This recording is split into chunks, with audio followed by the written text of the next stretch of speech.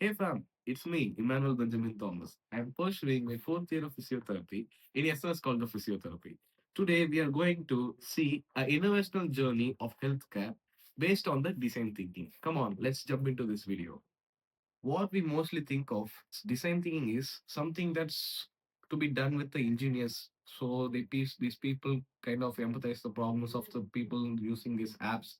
So they kind of provide the solution for this. But when it comes to physiotherapy, what we can make is the design thinking solution, which I'm going to tell now. Okay, I implemented the design thinking concept in my final year project. The topic I selected for my final year project is a comparative study on apprehension based training versus standard rehabilitation on functional outcomes and kinesophobia in patients with anterior shoulder dislocation. The problem which I'm going to treat is the anterior shoulder dislocation. Okay. Now let's get into the empathize part.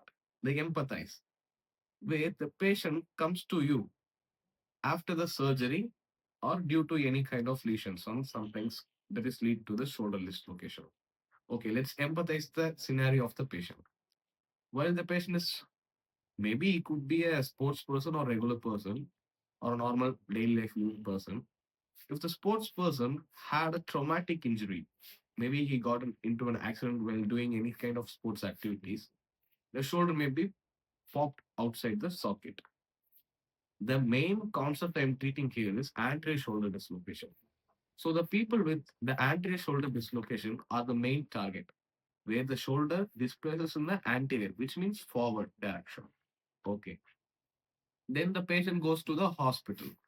Then the surgeon will treat the patient with some kind of repair and some kind of surgeries on the X-ray. Okay. Then later the period, we can see the reports and X-ray where the dislocation has been reduced and treated with the surgery. Then it is only treated for the physical concept. Here we see this is not a physical limit, but it's a psychological limit where the patient has the mentality where they don't do the kind of activities which provokes the shoulder dislocation, where they don't take anything object from the upside or don't throw any ball and don't do this kind of acceleration and abduction kind of activities in their daily routine, where they have the fear which it may provoke the shoulder dislocation again. So this part is known as kinesophobia, where you can imagine if you have go to the gym or any kind of activity, later the day we have the muscle soreness, where we don't want to get into the pain, the feel of pain, so we kind of avoid ourselves to get into that kind of activities.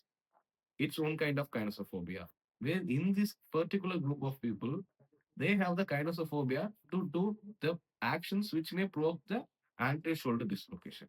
Okay. Now let's get into the define part, where we are going to define each kind of protocols and we what I am going to give to these people. Okay. As we see, there is a gap in this protocol where the standard protocol which are being followed in the hospitals, they are just telling the people to don't get into the activities which provoke or gives you the stimulation of getting dislocation of your shoulder. Okay. Here I'm going to give the treatment which is going to gradually expose the patient to the provoking positions. Yes. There in the randomized or the controlled protocol, they give those kind of exercises which limits the patient to get to the activities that provokes the dislocation. Here, then I have some kind of brainstormed into the websites and some kind of PubMed and research articles. Then I found an article named apprehension based training. Okay, this kind of, oh wow, it is familiar to the apprehension test which is done to the shoulder dislocation, where they gradually expose the patients to the apprehension position and which later on gives the patient a neurocognitive support to overcome the fear they had. Even though we are going to the provoking position, the environment is under the safe control of the patient. And the goal, it is to prove to the nervous system, the shoulder is at the safest point. So we can extend it to the limit. Okay. Next, up to this is the ideate part. Now let's see the prototype. Okay. In the prototype phase, we have measured it with the comparative study to get the exact result, whether it outperforms the standard protocol or it gives the more efficient way of improving the shoulder dislocation, apprehension, and kinesophobia. Okay. In the control group, we give the standard protocols which are used in the hospital. And in the experimental group, we are giving this apprehension based training where the individuals are cumulatively 30 participants and we divide them into 15 or 15 groups. Okay. Now let's see the stage 5 test. Okay. Here finally the test phase comes.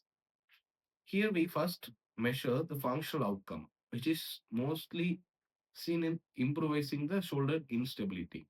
Okay, we measure it with the shoulder pain and disability index. Later we perform the apprehension test, which is MART, supine moving apprehension test, to gain the apprehension improved or decreased in the patient with the pre-test and post-test values. Then we see the kinesophobia scores. We use the TAMPLA T11K scales to measure the kinesophobia, whether there is any improvement with the pre-test and post-test. We are currently analyzing this data to see our empathy-driven solution outperforms the standard approach. Here is the conclusion part. Design thinking taught us physiotherapy isn't just about moving limbs. It's about understanding the human behind pain. Okay. By empathizing, defining and ideating and prototype and test, we hope we can change the standard protocol of the shoulder into a better one. Thank you. Kinesiophobia is an excessive, irrational, and debilitating fear about physical activity and physical movements. The feel of vulnerability about the pain which is caused by the trauma. So when we try to move, it will cause pain. So we don't move. This is the attitude towards that pain. So it's called kinesiophobia. It's more psychological than physical. It is actually measured by Tampla scale. Actually, I'm so personally interested and enthused towards this topic. I was looking forward uh, about a particular chance or good chance to work under this topic. So unfortunately, he came up with a good idea with the shoulder dislocation. See, shoulder dislocation is also a good topic. Under this, he connected the kinesiophobia somewhere. It's a good topic, good thought. So he came to me. So I encouraged him, and actually, I'm also like a student, very interested and empty towards to look after the result of this project. So we'll see. Thank you.